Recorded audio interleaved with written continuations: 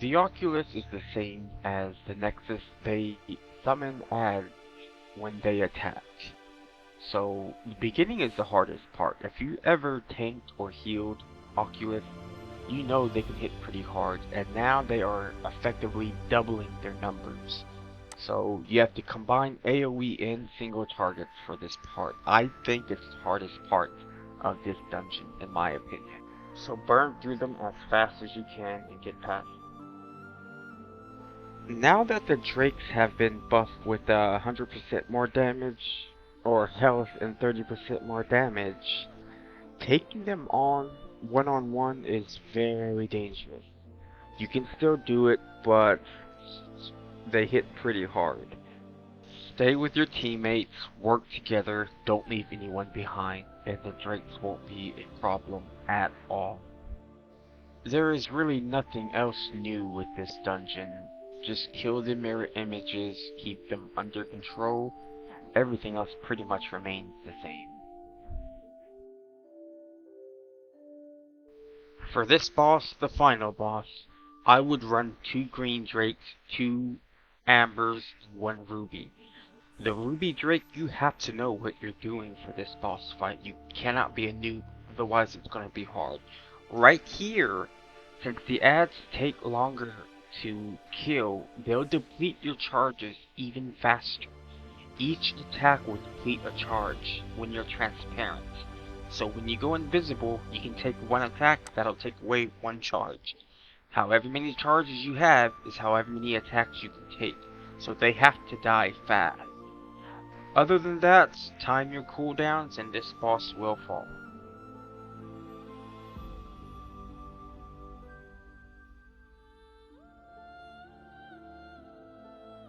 The violet hold shares the same effect as Nexus Oculus.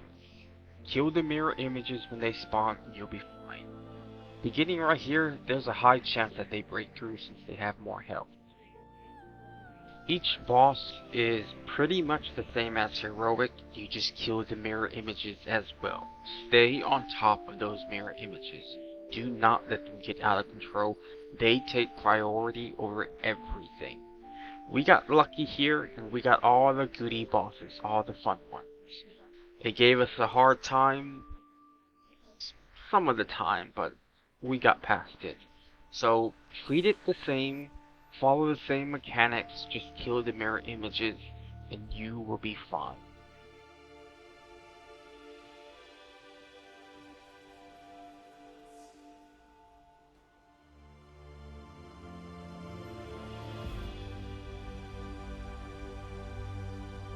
Halls of Stone and Halls of Lightning are pretty much the most basic of the basic when it comes to Heroic. Plus, they got even more health and even more damage. That's about it. That's the only difference. So I'm going to go over a few parts, a few notable parts that I think requires a little bit of attention, a little bit of explanation for you guys. Oh, What the that. fuck was that? I don't know. Poison on the ground. Viper? Let me see. No, those you are were Huh? you were an enemy, and we killed you. The hell, Oh, man? oh, Come on, you killed me? were mind controlled. That would explain why I couldn't heal you. Although I did enjoy killing him, honestly. But yes, the dark room controllers can mind control, so just be mindful of this, be careful of this. Since their health is a lot higher, it takes longer to kill them. So you can be overwhelmed, so I recommend tanking them at the bottom of the stairs. Like the movie 300, you bring them all together, they're easy to pick up, you AoE them all down. That's the best way to do this fight. For the final boss, he is a bit more difficult. Not him himself, but the ads, obviously. I recommend tanking him right where I'm standing. Let the DPS and heals be behind you. That way the ads have to run through you, and it's easier to pick them up. Do this until the oozes spawn. Once the oozes spawn, run to the middle and kill them. Stay in the middle, tank the boss in the middle, Let range melee everyone. Let them AoE everything down. You cannot let these oozes form a big ooze. They do lots of AoE damage. They die very quickly. I can, as a tank, kill them easily by myself if I wanted to. But it just makes it easier if everyone helps out.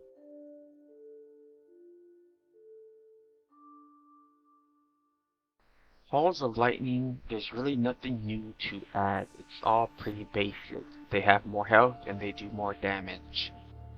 The only thing I can actually say about this is burn everything as fast as you can and do your best to stay alive. It's the exact same as a regular heroic, just more damage and more health. It's gonna take a little bit longer, but that's all there really is to Halls of Lightning.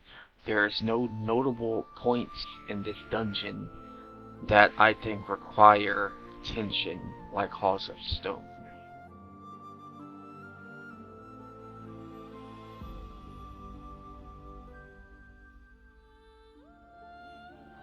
Old Kingdom. I hate this one.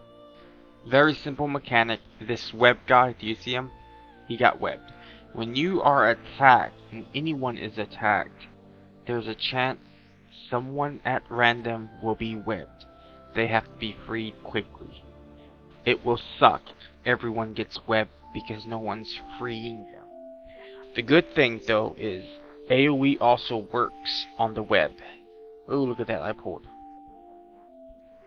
Now, the best strategy is just everyone stack on the tank in front of the tank. The tank's AoE will break every web instantly. That's the best way to do this. Watch out for those shadow strikes. If you think they hit hard on regular heroic, you're about to get hit really hard with heroic plus. Interrupt them, kill them first, mark them with skull. They have to die quickly. Now, on top of that, people will be getting webbed, so you have to also free them. You have to also interrupt. So there's a lot going on in this dungeon. Stay together, stay in front of the tank. Hunter, just do the best you can. I'm sorry, but there's not really much. Get as close as you can so you can get freed. Everyone, it's just best to stay together. That's how you counter the webs. They can web you instantly the moment you pull, and you get hit one time. 1 or 2 people can get webbed right off the bat. So even when you pull, try to pull them to you and not you going toward them, like a warrior in their charge abilities. Not the best idea, but whatever works for you. The first boss, he's not difficult, he's not hard in any kind of way. The only problem he poses is the ads. The more ads attacking you and your party, the higher the chance of a web. The web activates when someone gets hit. So, the best way to beat this is stay in front of the tank. The tank's AoE will break everyone's web instantly. When the ad comes out, the big ad, and makes everyone go immune, you have to burn the fuck out of him. Burn him as fast as you can. Use cooldowns, use whatever you want. Just kill him fast. Because the more ads that come, which cannot be just killed, the higher the chance the web's gonna happen. So it's a pretty annoying fight, but it's actually simple at the same time. Just stay in front of the tank, burn the big ad, and then kill everything. That's pretty much it. I'm going straight to the last boss because everything else in this dungeon remains the same. Just do what I've told you thus far and you'll be fine. Nothing changes with any of the bosses. However, this boss is a bit of a bitch. When he goes into the insanity phase, when you have to kill your party members, they have more HP. So kill them as fast as you can. Everyone stack on the tank right before the insanity bar finishes casting. That's gonna make it easy to AoE, freeze, get away from them. Very simple. So that's really the only tip you need to know, and it's the same rule on Heroic. Just stack on the tank right before the Insanity and burn them as fast as you can.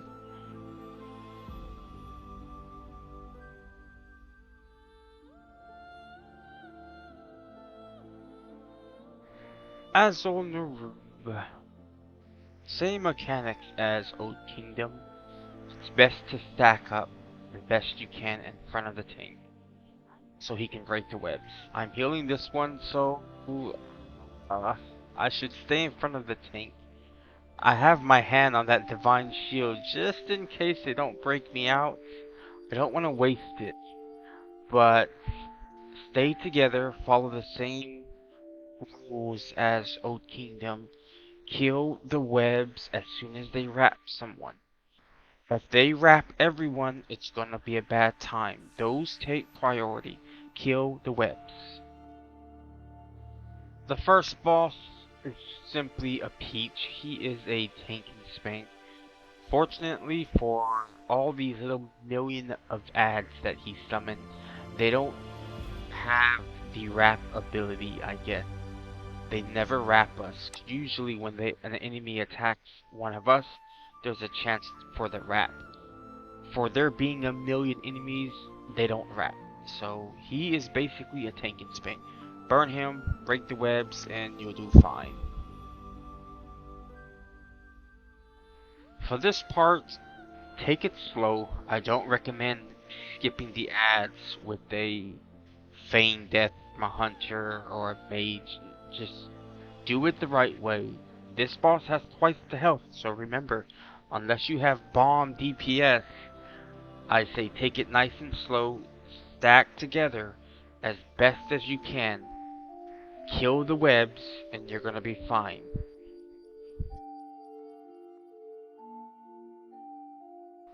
Now before you actually engage the second boss, you're going to engage it without engaging it. While she's attacking the ads, she can still spit the poison at you, and she's going to still web you guys from attacking the ads, which is ridiculous. But it is what it is, so this part of the fight, the damage is, I wouldn't say very high, but it is a pretty good amount of damage going out for this boss, especially if people are standing in the poison. Avoid the poison, break the webs, and she is a tank and spank.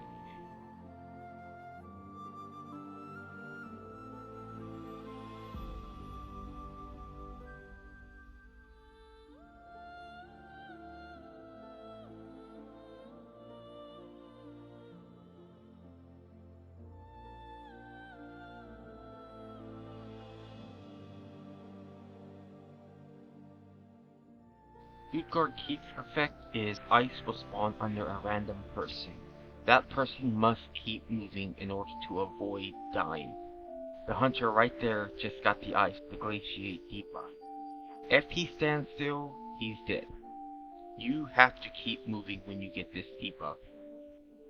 It stacks up the longer you're standing on it, so it's extremely hard to heal it.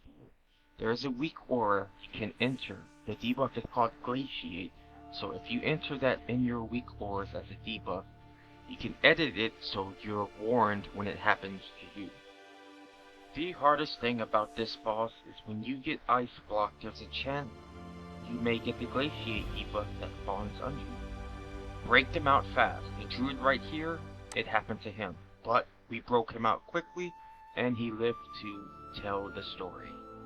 So that's really the only challenge about this fight. Break those ice blocks as fast as you can and free the person just in case they get the Glaciate debuff.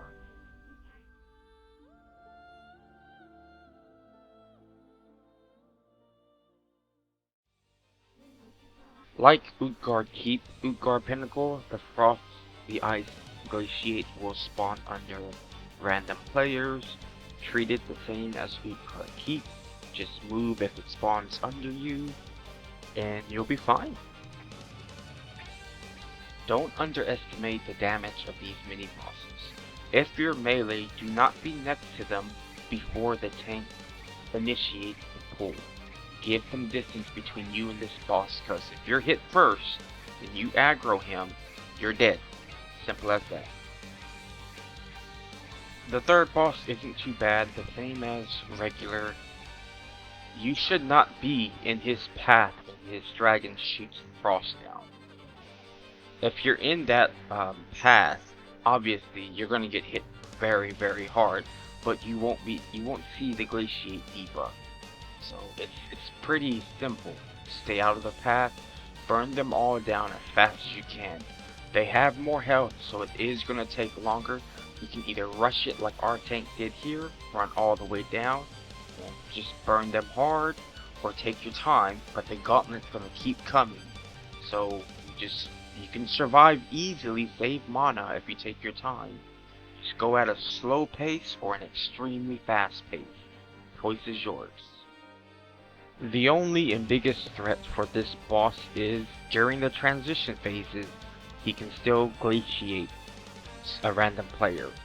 So save a cooldown, trinket, whatever you have for this exact moment. If you get glaciate under you and you're stunned, you're dead. So use it only if you get glaciate under you and be safe. Don't use it just to do more damage.